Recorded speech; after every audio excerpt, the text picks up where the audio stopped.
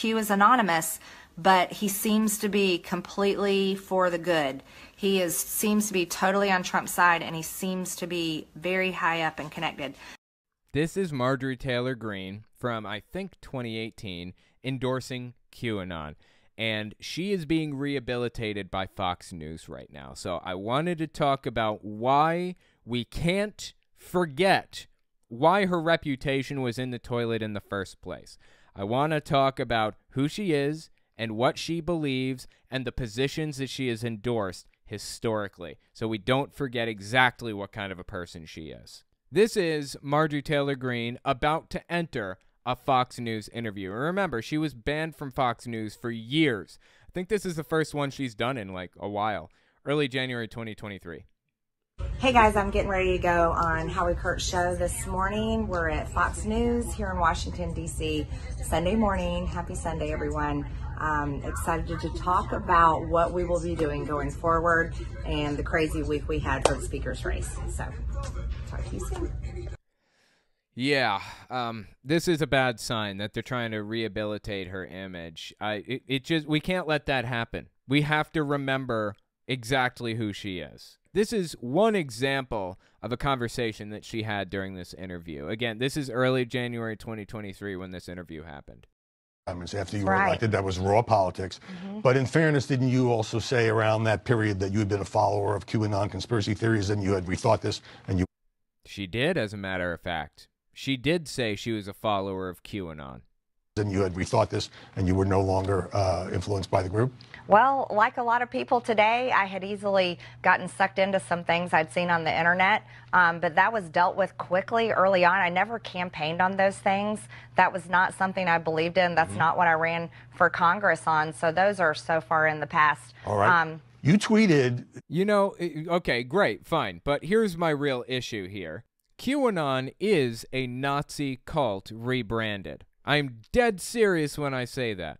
Let me tell you exactly why I say that, too. Between 1902 and 1905, there's a document that surfaced. It appeared out of the ether and was published in newspapers around Tsarist Russia.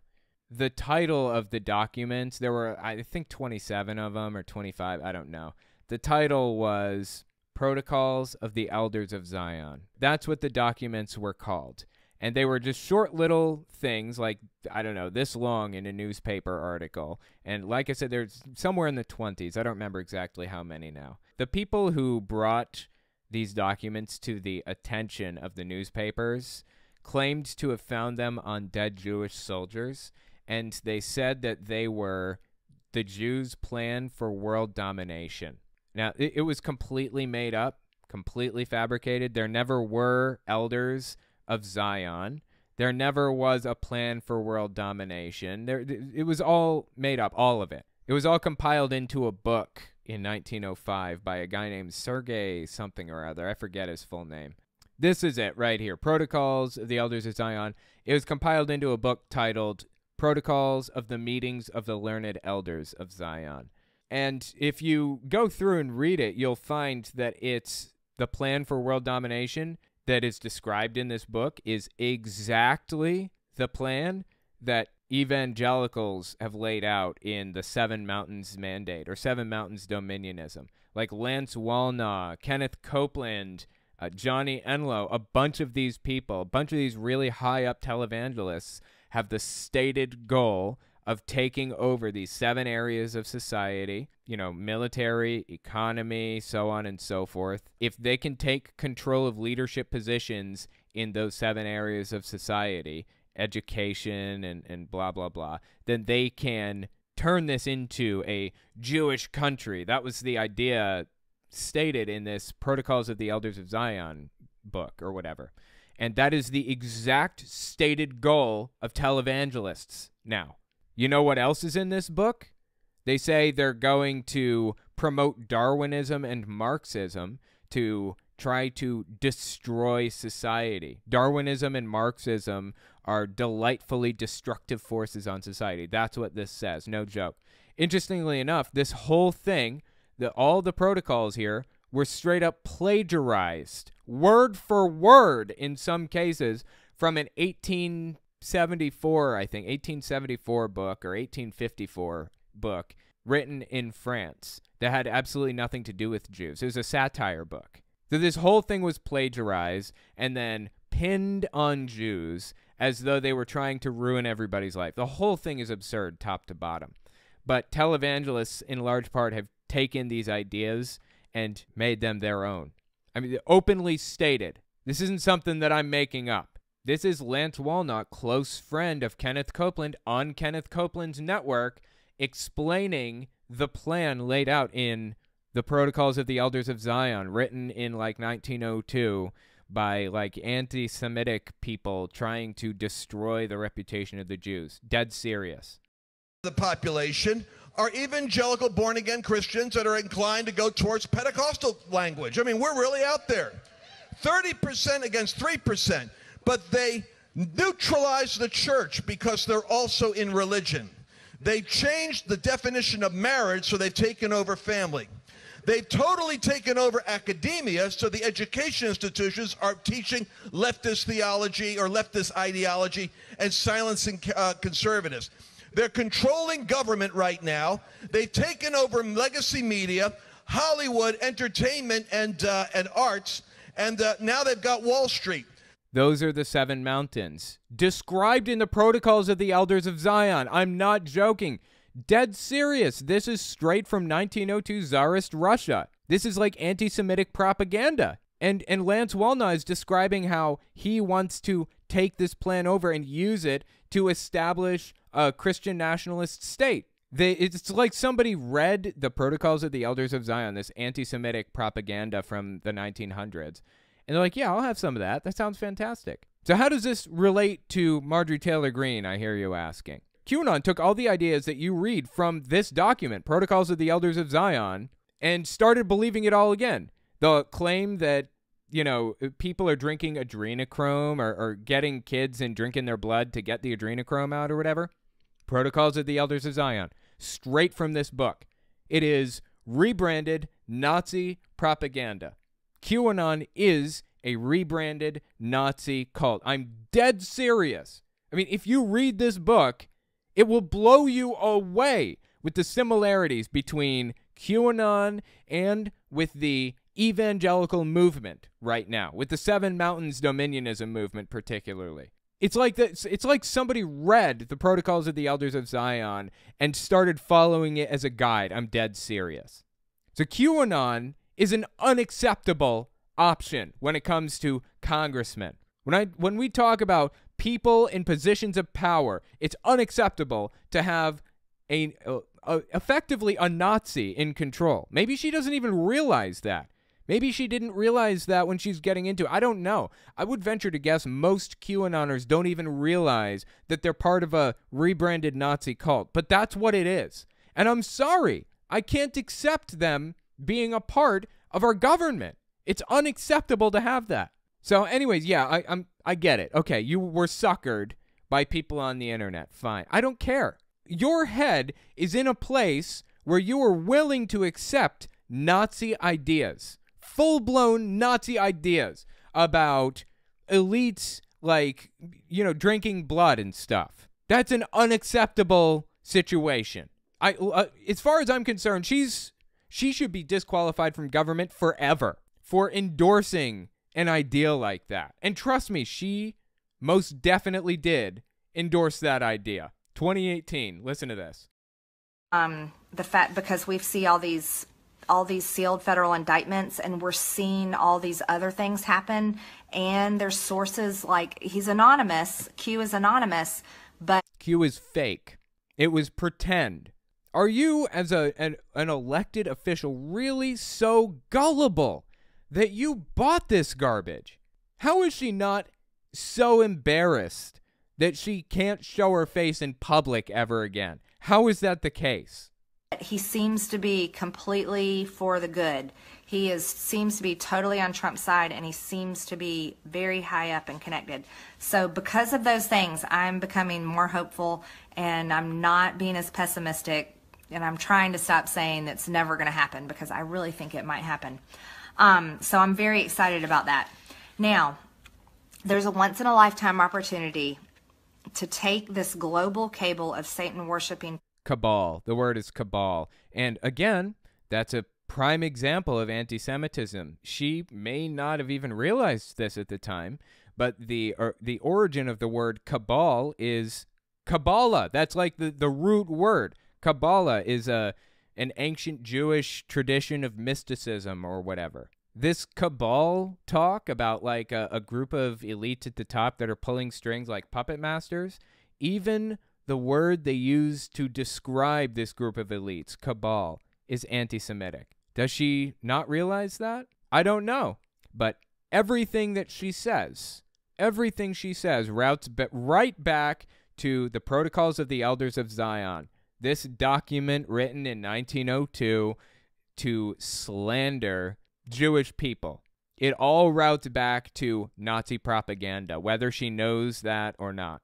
It's irrelevant to me. She disqualified her right to be in a position of authority in the U.S. government, in my opinion. Worshipping files out. And I think we have the president to do it. And so I'm very excited about that. It's all straight from the Protocols of the Elders of Zion. Like everything that she just mentioned, all of it.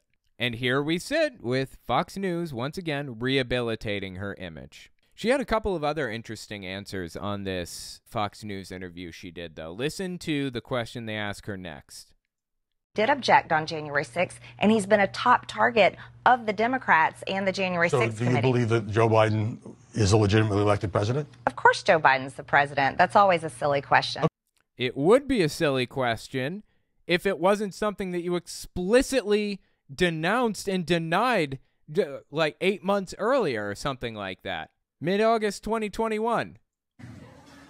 Joe Biden, you're not a president. You're a piece of shit. Wow. Ouch. That one kind of came back to bite you, didn't it? God, you know, I got a buddy back in West Virginia. We've been friends for 15 years or something like that. Since, like, I think I actually met him, like, when I was, getting into drugs. I finally got clean. He and I are both clean now. And every time he came over, he'd come over and we would sit and play Super Smash Bros. Together, or Smash Ultimate or whatever.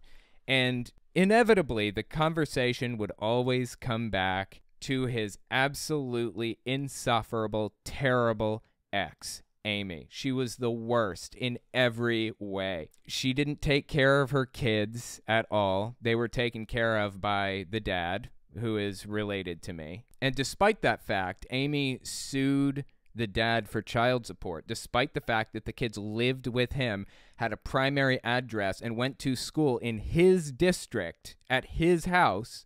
She still sued him for child support, and she won. She got child support from his. She is the definition of bloodsucker. She will suck you dry of every penny you have, of everything you own. God, she's terrible. And we'd sit there and just talk about her constantly for like hours, he and I would. She was actually addicted to stuff to such a degree that she was actually in a documentary, like a drug use documentary years ago. I don't know which one it was, and I wouldn't mention it anyways because I don't want to identify her directly because it could tie back to me. But, every family's got an Amy. Every family has an Amy, right? And I feel like Marjorie Taylor Greene is the Amy of this family. It feels like, God, she even looks a little bit like Amy. Ugh, Jesus Christ on a cracker. Anyway, okay, enough about Amy.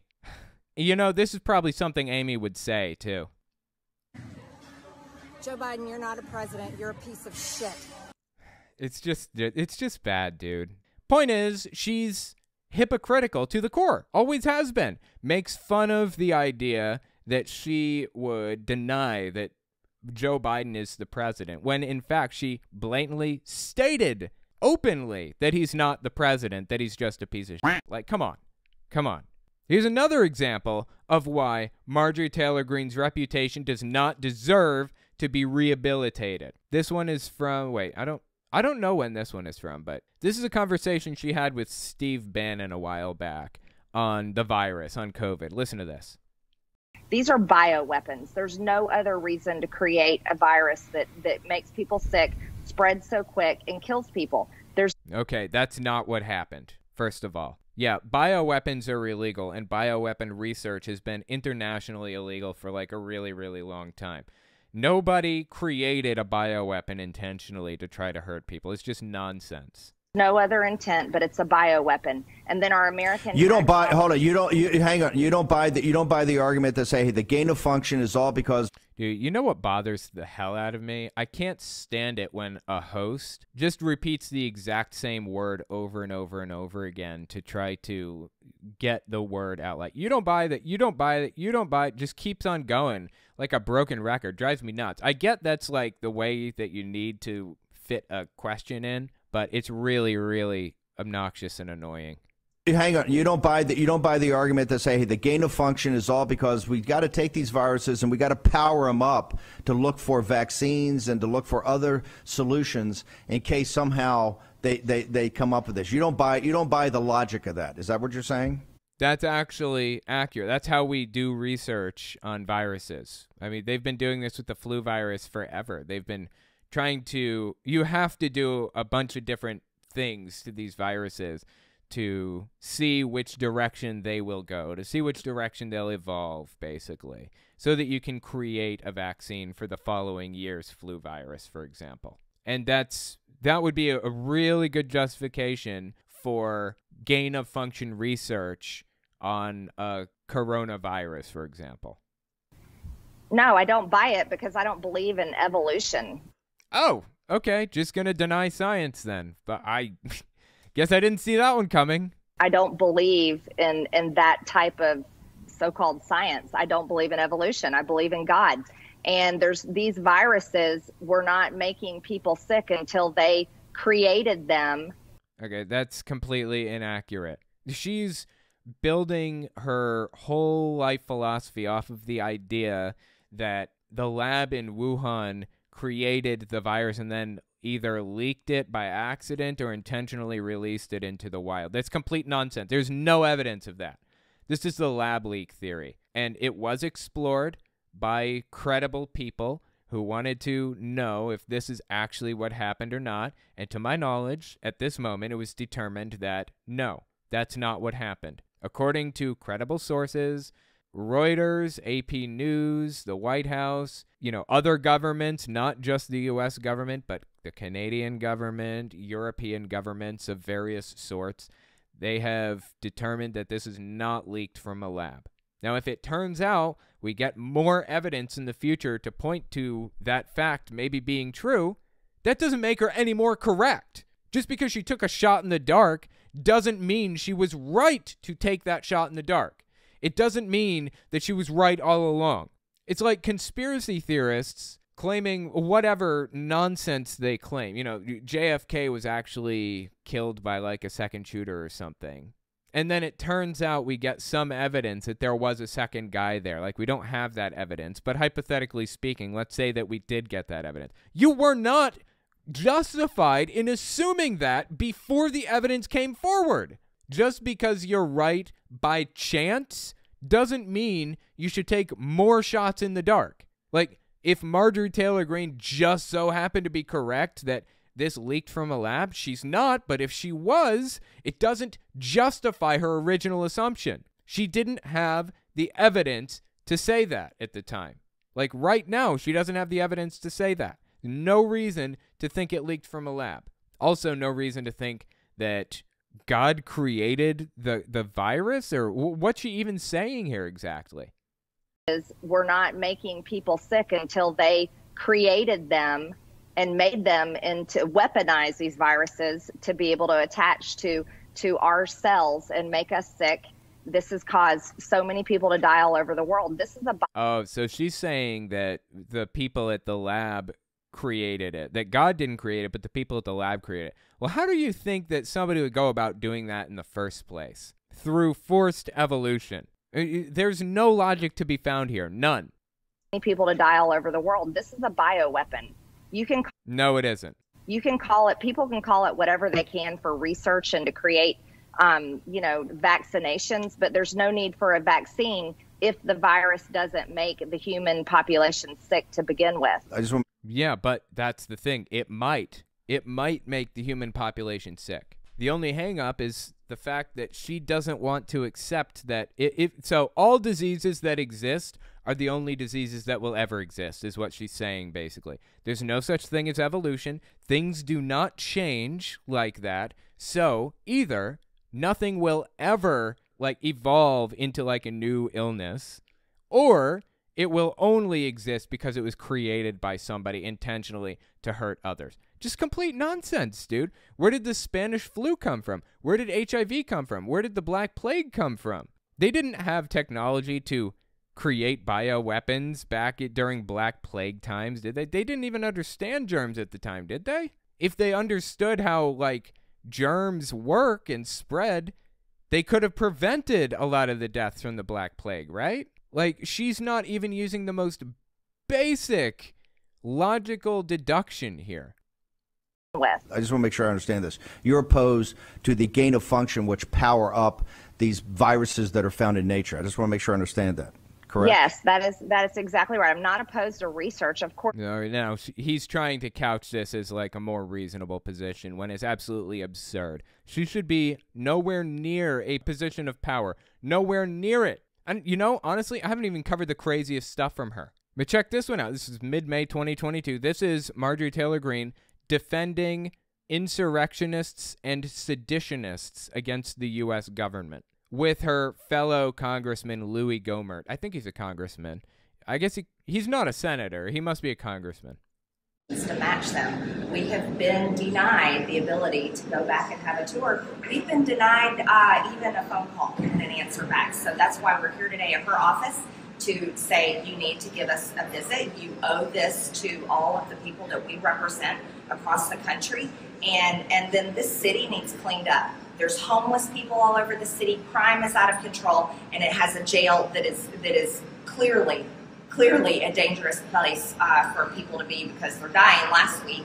And then these pretrial January 6th defendants have been held months on end, being abused as political prisoners of war by not only federal judges, prosecutors. It's interesting that she called January 6th defendants political prisoners of war. They can only be considered prisoners of war if they believe themselves to be in opposition to the U.S. government, or if they're from like an enemy state. So have they declared themselves to be like enemies of the U.S. government and members of an enemy nation?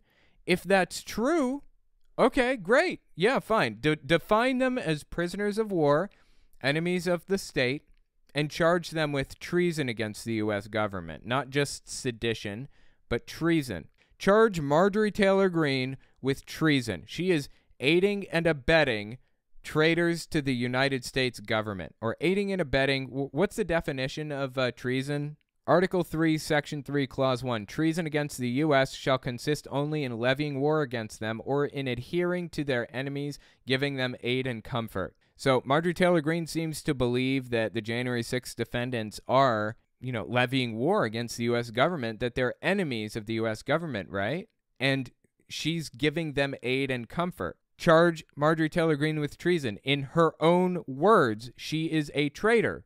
Am I misinterpreting? This is just the tip of the iceberg, dude. I could go on for hours. Mid-May 2021. Remember earlier I mentioned that she was basically in a rebranded Nazi cult with QAnon? Listen to this one.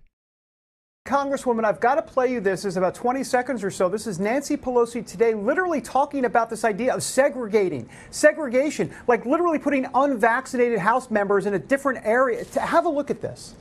This woman is mentally ill. You know, we can look back in a time in history where people were told to wear a gold star, and they were definitely treated like second-class citizens, so much so that they were put in trains and taken to gas chambers.